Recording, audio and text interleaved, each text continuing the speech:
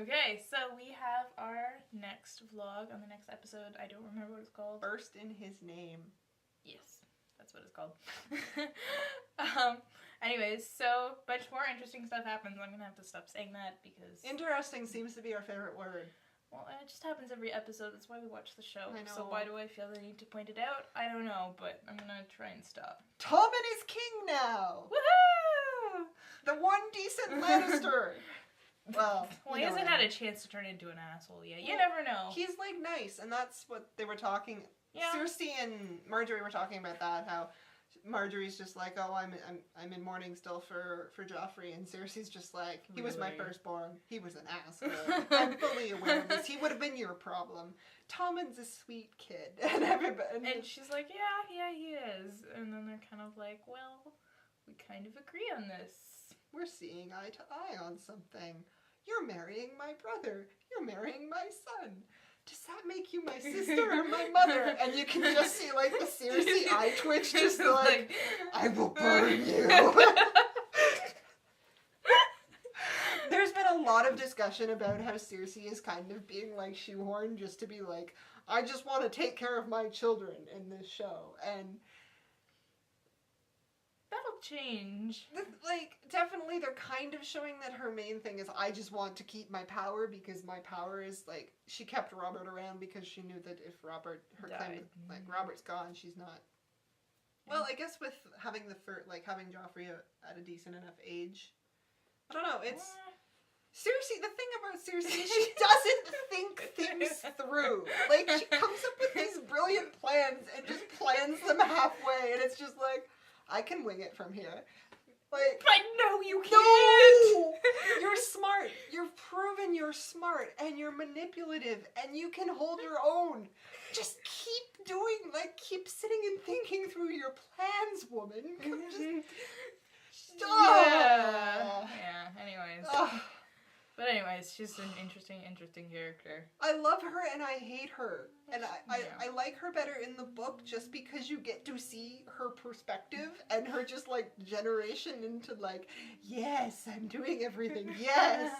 I can do this stuff. Oh. Anyway. She's definitely the type of person who needs, like, a partner in crime kind of deal. Like, But she just doesn't have one because Jaime's not interested. And she was all he had. And she's not willing to, like, side with someone. She's just like, I can do things on my own. No. You should have been, like, doing your best to befriend Marjorie. You should, like, I don't know. I really don't. But anyway, so other stuff happened.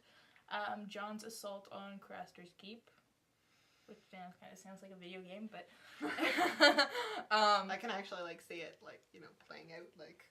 Yeah, it'd be fun. But anyways, it was a cool fight. Yeah.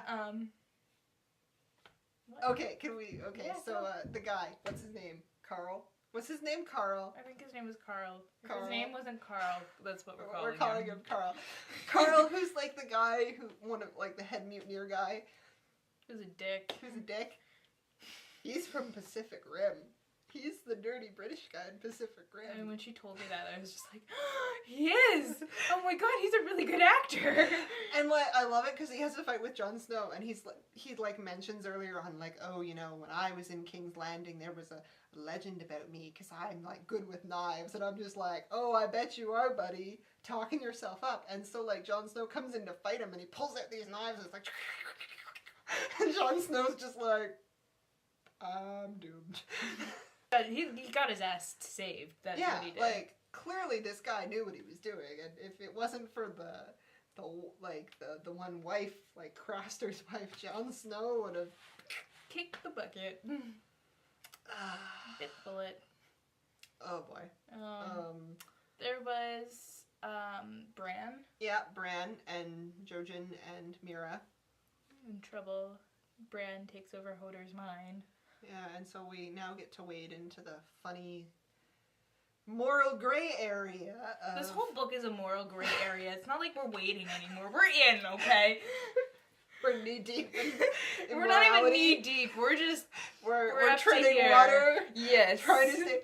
Okay, so it's not really made too much of a big deal in the show. Like, they kind of play it up a little bit when he takes over Hodor, but in the book, there's this kind of like, if you're a warg, taking over people is considered like the ultimate taboo. Like, you don't do that. Like, animals, cool, but don't take over people. And so he takes over Hodor, and Hodor has just been, he's the happy guy. Like, it doesn't matter. He is Hodor. He is gonna get there. He's gonna do what he wants, and because he loves his friends, Hodor. and he's gonna Hodor his like head off. And he takes over Hodor, and he like breaks a guy's neck. And Hodor is like, he gets out of Hodor, and Hodor's just like looking at his hands and looking at the guy, and like a whole loss of innocent moment. I'm just like, oh my goodness. It's just, yeah. There's this, I love internet theories. There's this theory that Bran's gonna become like some badass evil warlock, and I kind of want that to happen. Yeah, it could go there. I don't think he will. I think he's gonna be instrumental in like fixing things, like with the White Walkers and stuff, because he's following that three-eyed crow, and for some reason, three-eyed crows don't strike me as evil thingies. Well, maybe he's gonna have that whole, like, walk the line between the light side and the dark side thing, like the good side of the Force and the bad side of the Force, like, because magic can be used for good and magic can be used for evil. You could do that, but I don't see him descending into, like, evil warlord status. But it would be so much fun! All of our Starks have been good people. Why don't we have an evil one? Just for kicks. I'd say Arya's kind of walking the gray area these days. Like, I mean, like, she's not, like, a particularly mean person. She's not generally cruel to people who don't deserve it.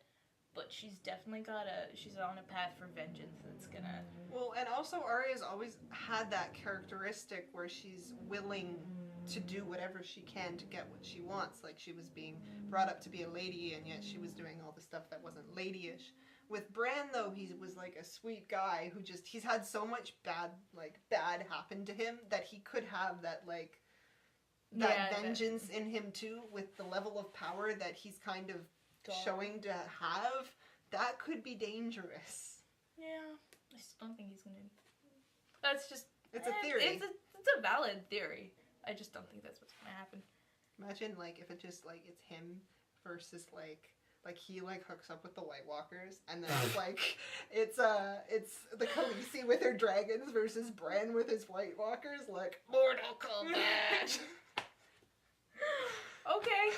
This is what goes on in my brain. Okay. That would be pretty friggin' funny. Wouldn't it, though? That would be, like, so much fun.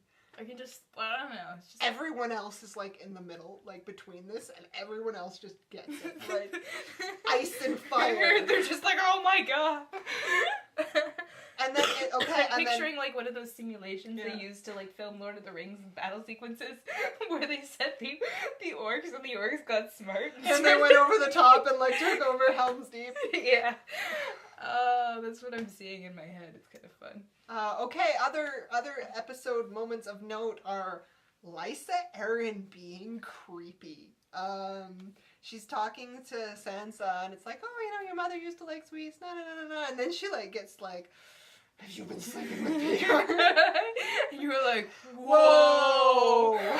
And Sansa shows that she has, like, grown up. Like, she plays her so well. She's just like, no, of course I have. And it's a good, like, progression, because, like, that's what Peter said to her. It's like, Littlefinger was like, you have to lie to people. Learn to lie good. And here she is just, like, lying. And Lysa just eating it up and being like, oh, it's okay, you can marry my son. Oh, God. They set her up so well on the creepy scale. Just the moment she starts breastfeeding her 10-year-old kid, you're like, nope, there was a line, I found it. She's crossed it. And she will never sit well with you ever again. And, like, the actors, like, the actress playing her and the actor playing, like, Littlefinger, like, their, like, chemistry of, like, non-chemistry is great. Is just, like, top-notch. Like, she's so into him, and he's just like, I don't know. Okay, we'll get married tonight. We ended up in this long discussion about Locke, that was his name, who's the guy who, I was a little confused on his motivation, but anyways, we went back and we kind of figured this out, but he was in the room with Roose Bolton way back when they find out that Bran was not killed in the fire. So this guy then shows up the Night's Watch to try and root Bran out and possibly kill Jon Snow. I don't know, his motivations weren't really explained. Just basically get rid of all the Starks. Yeah. I don't know if Jon Snow was on his list or not, but whatever. So anyways, and then he goes off with Jon, and they find Bran, and then he gets brutally murdered. But anyways, he was an interesting character, and we had this whole long discussion about Roose Bolton and his bastard son, and I don't know if it's going to happen or not, but I cannot wait till somebody sticks a sword in that guy.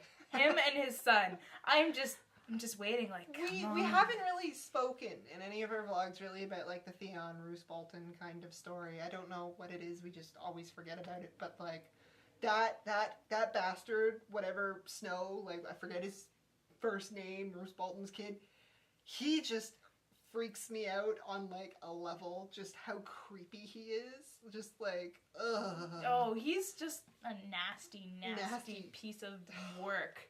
Like, Roose Bolton isn't half as bad as his kid is, and I don't know why his kid is messed up, crazy, psychopathic. No, I mean, I don't know why the kid is even bothering with the father, because I'm pretty sure he'd have no problem stabbing the guy in the back and being like, haha, he's acknowledged me as his kid, and now he can go fuck himself. I don't know. But they're just waiting. You just want to see them, like, done. And they're just that cocky, overconfident, like, they've got their plans, but they're just a little too cocky that I can see it coming. The Hound and Arya. And there was this whole scene where Arya is doing her list, and the Hound's like, oh, what are you doing, blah, blah, blah, blah, blah, this is stupid. And then she's like, I have one name left. And he's like, whatever. And then she's like, the Hound. And you're like, oh, kind of hurts me a little bit. I like them together. They should, it's like a sitcom. Like, they should have a sitcom. It's just of them snarking at each other. It's just because they don't like each other, and you're fine with them not liking each other, but you like them together, because together they make, like, a complete human being. Mm-hmm. Yeah, it's, they balance one another, and they definitely help each other grow. She learned that water dancing isn't going to, like, cut it on the battlefield. And I guess she kind of gives him a bit of a soul in a way. Yeah, she at least makes him think about his actions and kind of question. I think he likes her. I think he's definitely I don't know if Arya really likes the Hound, but I think the Hound has, like, come around to be like, if I had a daughter, I would want you. Yeah, like, he would never ever be the type of person to be like, I love you, but, like, in his own weird way, I think he really cares about her. And then, to a comparison to that relationship, we have the newly budding Brienne and Pod, and oh my god, they're so cute! Because he's just trying so hard, and she's just like, I really wish you were not here right now. You mean you don't know how to cook a squirrel? What did you do for Tyrion when you were his squire? I poured wine. It's like, no. Well, how? I don't know. No. I've killed a man. Oh, really? You've killed someone. We can talk now. Yes, you can take off my... I love Brienne. Like, she's definitely... I love every, like, relationship she has, because she definitely is, like, a good balancer. Like, her relationship with Queen of the Thorns, respecting her, and then her relationship with Jaime, how she's kind of what Jaime wishes he could be. And, like... Even her weird momentary relationship with Cersei, where Cersei's like, you love him, and she's like, fuck you, lady! It's just, she's brilliant in every scene that she's in. So. She's definitely one of the only characters who is still a good person. And is hopefully not gonna die. I hope she doesn't, man. I like her. Like, she's practical enough that I don't think she's gonna get it. But she's still a good person. It's a weird balance. It doesn't come up too much in these books. And I like that she's not pining over Jaime. They've got this weird relationship that you can't label, and it makes you happy, and that's what you have to accept about it. There's life for you. It just hurts me, because I know I love all of these characters, and they're gonna die. Like, they're all gonna die, and you just know it's coming. Yeah. And It's just gonna be Littlefinger standing on a pile of bones. Maybe a dragon noms him. I don't know. Yeah, it's just like, oh, really? Like, that's when she shows up. She's just like, oh, look, all we have is this little skinny. Eat him. So Game anyways, of Thrones. that was our rant, and we hope to see you next week when we manage to rant about the next episode. Yay. Bye.